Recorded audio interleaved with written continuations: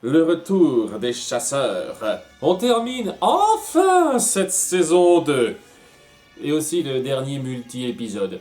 Dans le passé. Retour sur un certain personnage qui a eu une rencontre à couper le souffle, et pas que, avec Démona. Dis d'aller chercher du lait. Quelque chose m'a frappé au visage. Allons, es-tu encore un bébé? Tu pleures pour des égratignures? Tu t'es juste fait déchiqueter la face, arrête de faire ta pleureuse. Eh ben, y a pas que Démona à blâmer pour son problème. Dans le présent. Goliath vient en aide à Elisa pour une capture de malfrats en plein train.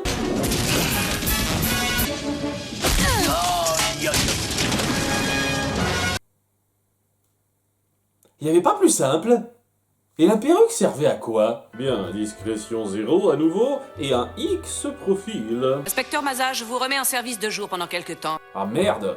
Et pourquoi? Parce que le scénario le veut! Elle découvre Jason, son nouveau coéquipier, fraîchement arrivé. Alors, vous étiez dans quel commissariat avant votre mutation? Oh, j'étais dans une autre ville. Je cherchais les traces des reptiliens. Vous connaissez ce groupe? Ah non, pas encore! Très vite, notre nouveau duo est pris dans un braquage et il y en a un qui veut jouer au dur. Ok, très bien, je vais essayer de m'intéresser à toi. Course-poursuite intense et capture. Un dimanche à Central Park avec des truands. En fait, c'est même tranquille par rapport à d'habitude. Une petite alchimie semble se créer alors qu'on découvre que les bandits travaillaient pour une grande chef d'entreprise à la voix très familière. On n'a pas réussi, mademoiselle Destin. La police... Quoi? Espèce d'incapable, pauvre idiot! Elle a mis quoi, 2 mois pour s'implanter ici depuis la dernière fois? C'est le truc le plus magique que t'aies fait jusqu'à présent, Démona.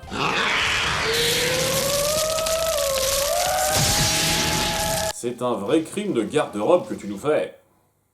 Je sais que c'est minime par rapport à tout le reste, mais je tenais à le dire. Elisa répond aux autres pour ses nouvelles horaires, tandis que Matt se renseigne sur les produits convoités.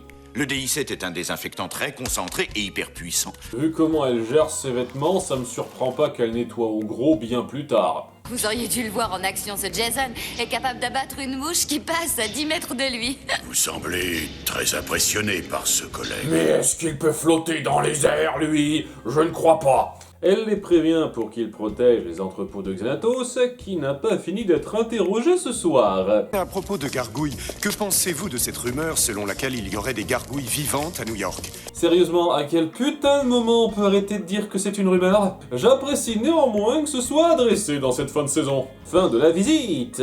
Arrêt sur image. Agrandissement. Une pierre qui est un morceau de peau de gargouille. Sans doute perdu par une des gargouilles il y a un an. Vous qui êtes si méticuleux, ça fait 1 an et vous avez jamais fait gaffe à ça. Dans la première planque, Goliath et Co sont abordés par la bande de Punisher Wish. Chasseurs à l'attaque! Pendant qu'ils mettent des roustes à notre trio, les autres sont présents pour la bonne cible et bim bam boum. Oui, c'est très orienté action cette première partie. Bon ben, double combat, j'apprécie qu'on montre que Brooklyn a toujours une dent personnelle contre celle qui l'a manipulée, et ça se termine sur un double retrait. Tu as au moins tué la fille démon. Après tant de siècles, c'est enfin fini. Ce n'était pas la fille démon. Ce sont donc, vous l'avez reconnu au masque, des héritiers du chasseur montrés en intro. Je me demande quelle est leur identité. Seraient-ce les 3 personnages qu'on nous a introduits dans cet épisode? Rien n'est sûr. Nous allons les pourchasser et les exterminer. Est-ce vraiment nécessaire? Nous savons que la fille démon est méchante, mais ces autres gargouilles ne le sont peut-être pas. Bon point là aussi dans la représentation mentale diverse des 3. Le premier modéré dans le combat, l'autre extrême qui écrase son jugement, et la femme prise entre les deux. On pourrait presque faire un parallèle sur la religion, tiens. Angela est mal en point, et Goliath le prend très personnellement. Je jure de les poursuivre et de les exterminer. Waouh!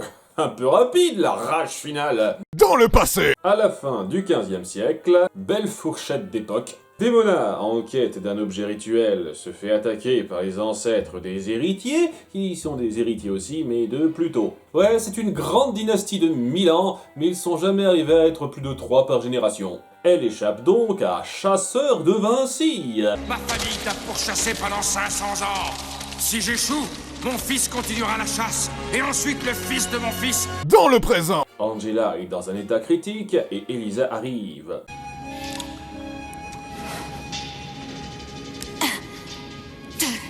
3, 4.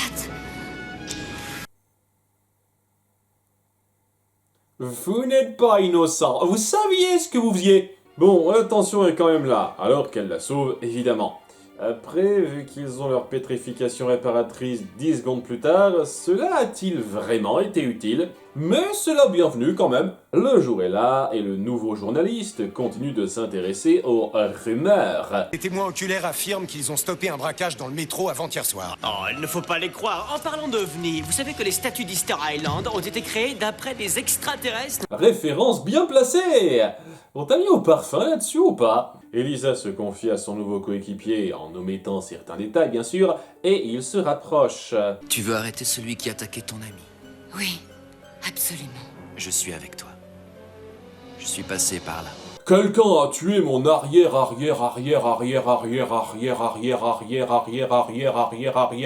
grand-père. T'imagines pas comment ça m'émeut? Oh non, j'ai déjà mon Edward, ne soyez pas mon Jacob! Sinon, Demona fait visiter les bureaux à sa nouvelle assistante. Je vous présente le docteur Sevarius. Enchanté, ma chère. Mon troisième prénom, c'est Opportuniste. Et le deuxième, Connard. Il lui a créé un superconducteur de virus. Grâce à lui, nous pourrions créer un remède aussi contagieux que toutes les maladies. On pourrait aussi le charger d'agents pathogènes et commencer par causer une maladie. Dans les deux cas, cela semble une entreprise tout à fait profitable. Hé hé hé, nous sommes des gros méchants. La nuit venue, la bande se met en chasse des chasseurs et Elisa, délaissée, invite son Jason à la maison.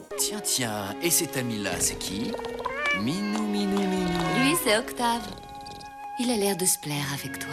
Le plus court chemin vers le cœur d'une femme passe par ça. Même moi, je suis un peu au-dessus de ça quand même. Ah, mais c'est pas pour déconner, il passe à la seconde base en 2 jours! C'est peut-être sa voix de Kinaï qui l'a fait craquer.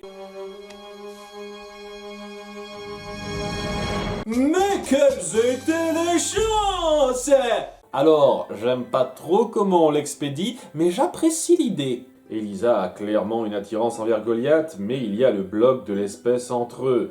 Jason lui apporte une alternative stable, du moins qu'elle croit, et c'est pour ça qu'elle succombe à l'idée un instant. Et même si ça blesse Goliath de voir ça, il ne peut pas vraiment la blâmer parce qu'il comprend que c'est compliqué pour elle. C'est une façon pas dégueulasse d'approfondir leur couple. Et en bonus, ça complexifie la mentalité de l'antagoniste du moment. C'est seulement qu'il n'y a personne dans ma vie depuis longtemps, alors tu comprends. Et c'est chiant, parce que j'ai une lignée de tueurs à perpétuer quand même. Goliath, Lex et Brooklyn trouvent le dirigeable qui se balade en plein air. Et personne ne s'en préoccupe à part des gargouilles, bien sûr. Il ne tarde pas à l'attaquer, en même temps que son ex. Mais quelles étaient les chances! Il faut la croire. Et ils sont capturés en fondu au noir.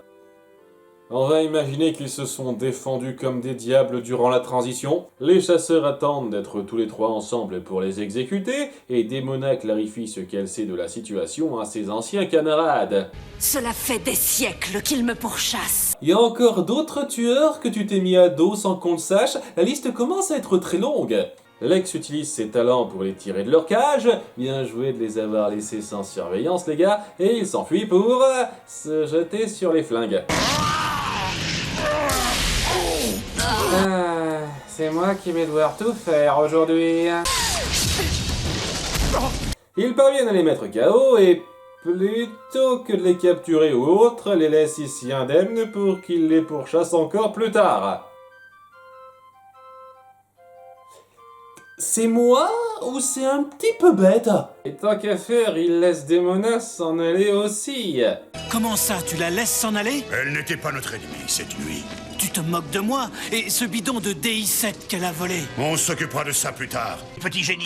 Je sais que t'es un peu dans une phase d'irritation tout de suite, mais le cerveau c'est un organe qui se néglige pas, vieux. Sinon, on découvre l'identité de notre trio. Je ne peux pas croire ce que j'entends! Surprise! Elle était donnée. Il prévoit de les filer jusqu'à chez eux grâce à un émetteur pour tous les abattre en même temps. Pourquoi tu n'as pas placé un émetteur sur la fille démon? Ce n'était pas nécessaire. Je sais où la trouver. Par pur chat, j'ai été engagé dans son entreprise. C'est ce sur quoi je vais partir. Il n'y a presque aucune explication de pourquoi elle s'est retrouvée là. D'ailleurs, l'aîné mec qui cherche les gargouilles s'est retrouvé aussi comme par hasard coéquipier avec leur plus grande confidente. Mais quelles étaient les chances! Ça devient un peu le credo de cette intrigue. Bon, après, on justifie pourquoi ils n'attendent pas la journée. Ils les soupçonnent eux aussi de pouvoir se transformer en humains de jour. Et boum!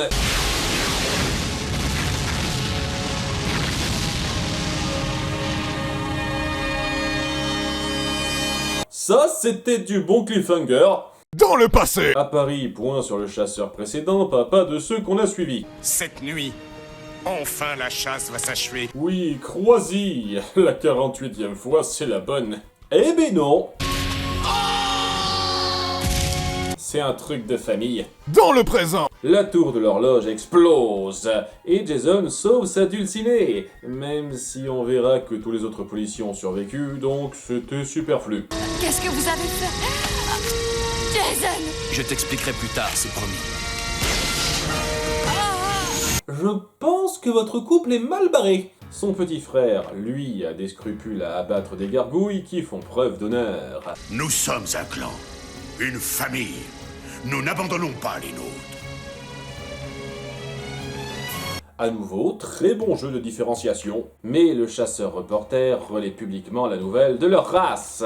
L'immeuble abritant le commissariat du 23e secteur a été détruit par les monstres appelés les gargouilles. Des journaux qui relaient des informations faussées pour manipuler le public? Mais quel irréalisme! Après avoir perdu leur maison, le chef est d'humeur encore moins clémente. Goliath, je vous en prie, laissez les autorités s'occuper de ça. Comment? C'est quoi votre plan d'action face à un avion d'assaut surarmé? À moins que l'armée soit impliquée, j'ai des doutes sur votre efficacité. Goliath n'y compte pas et demande au génie technologique de la bande de retracer le signal de l'émetteur, ce qu'il fait en 2-2. C'est très rapide à faire apparemment. Il s'y frotte ainsi à 1 contre 3, même si pas très longtemps. J'avais ordonné au clan de rester sur place. Le clan est resté sur place, mais Elisa avait besoin que je l'emmène. Oh, ces jeunes, ils écoutent jamais. Arrêtez, je vous en supplie, arrêtez tous les deux. Ne vous battez pas pour moi, les garçons. Mais sa tentative de pourparler tombe à l'eau, et elle aussi.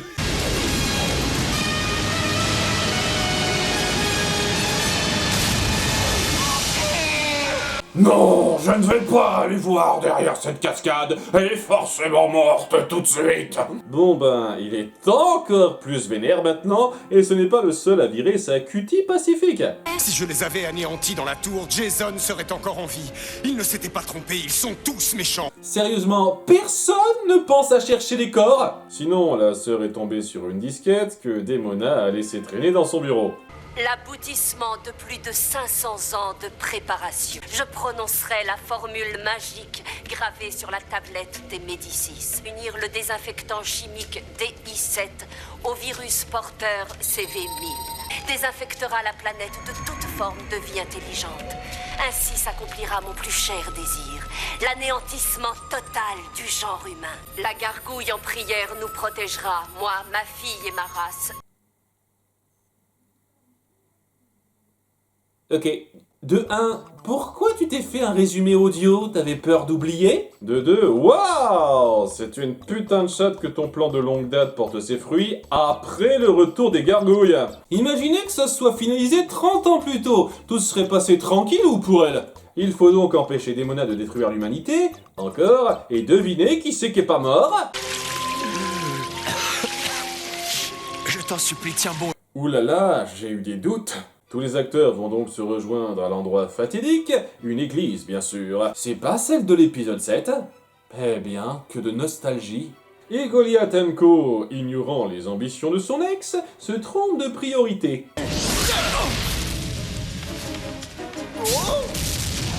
Ironie encore. Même la presse est là pour couvrir l'affaire, et la police hésite. Faudrait pas qu'il soit utile à ces trucs-là pour changer.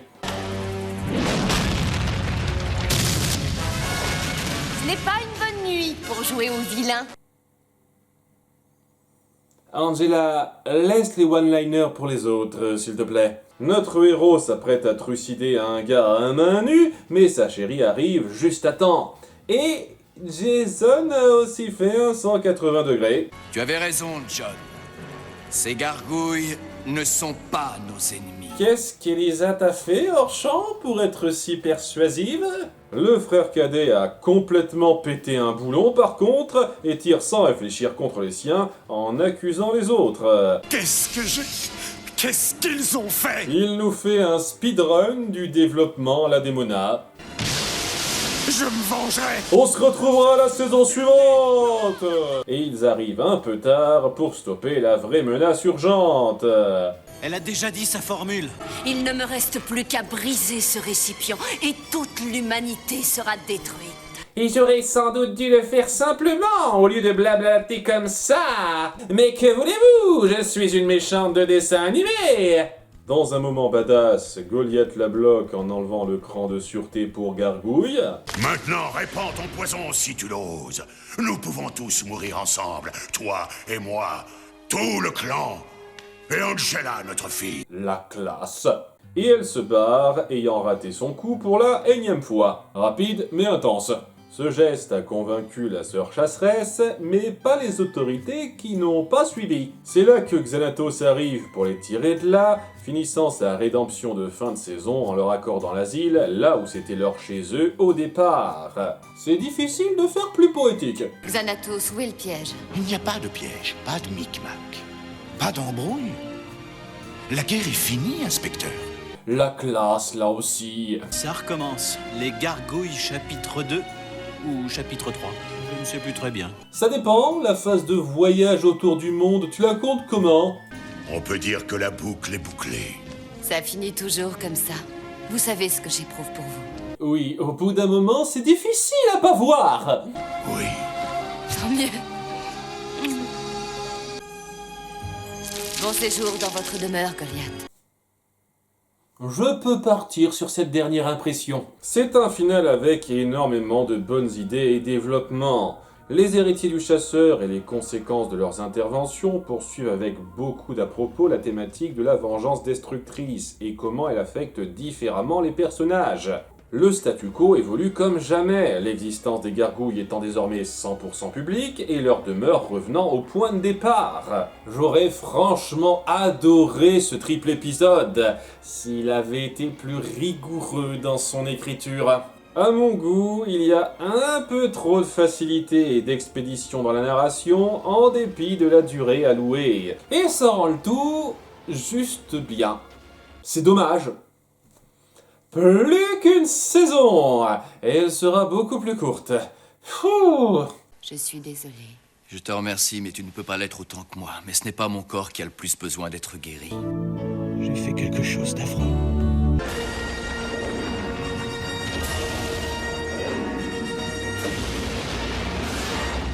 Non! Je ne vais pas aller voir derrière cette cascade. Elle est forcément morte tout de suite.